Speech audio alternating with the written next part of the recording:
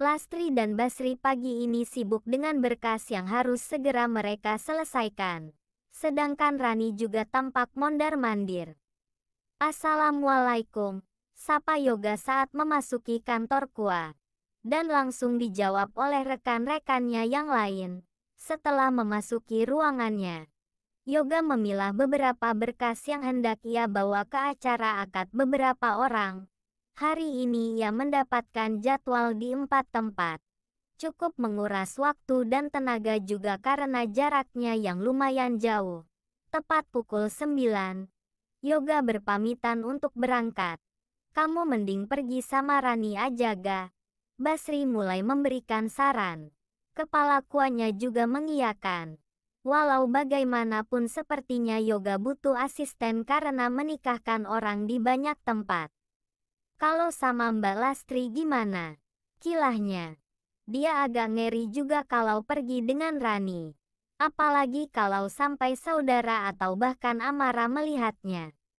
"Sama aku aja Mas. Tenang aja. Aku bawa mobil. Entar naik mobilku aja.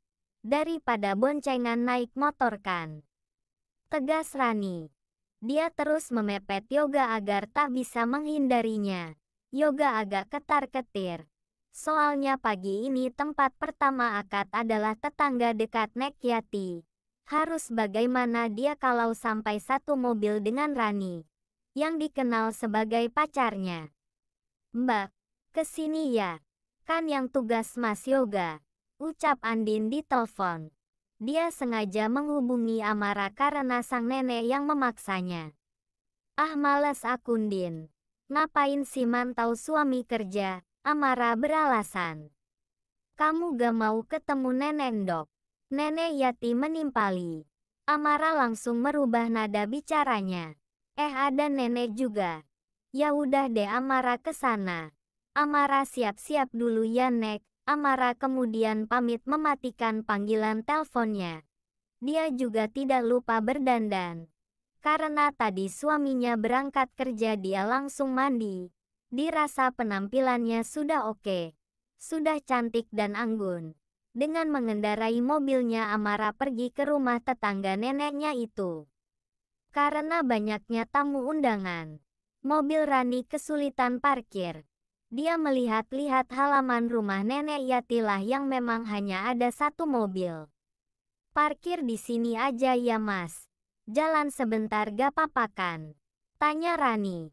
Tapi Yoga tak menjawab karena terlalu fokus melihat perempuan yang turun dari mobil yang terparkir duluan di sana.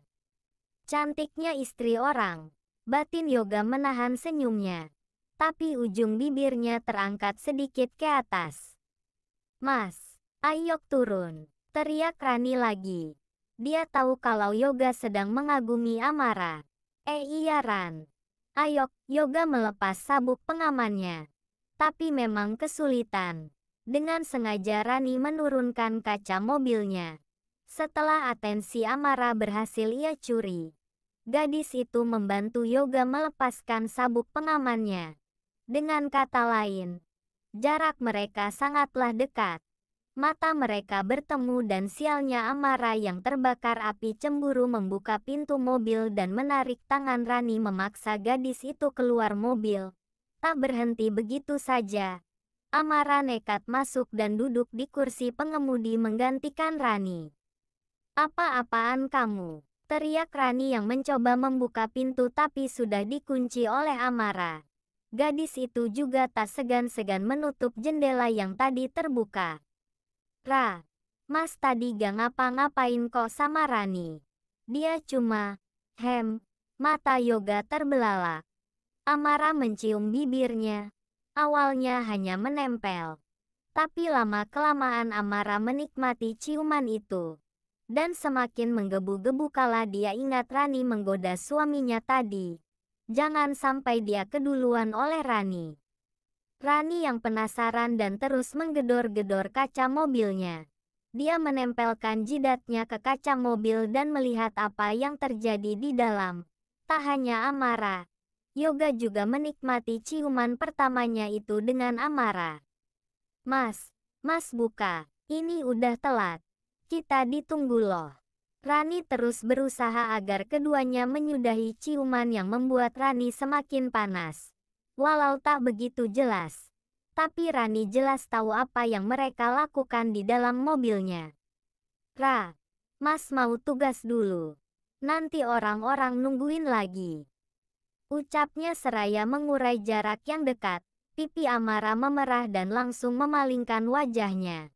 Dia malu dan bingung harus bagaimana. Walaupun ini bukan ciuman pertamanya, tapi jantungnya tidak bisa dikondisikan saat ini. Tidak menjawab. Amara langsung turun diikuti oleh Yoga yang hampir kelepasan dengan senyum manis di wajah tampannya. Kamu tuh mikir gak sih? Kita lagi kerja. Ayok Mas udah telat ini. Rani ngomel-ngomel gak jelas pokoknya.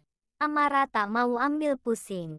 Dia menekan rasa malunya dan menggandeng tangan suaminya melewati Rani yang masih memasang tampang kesalnya.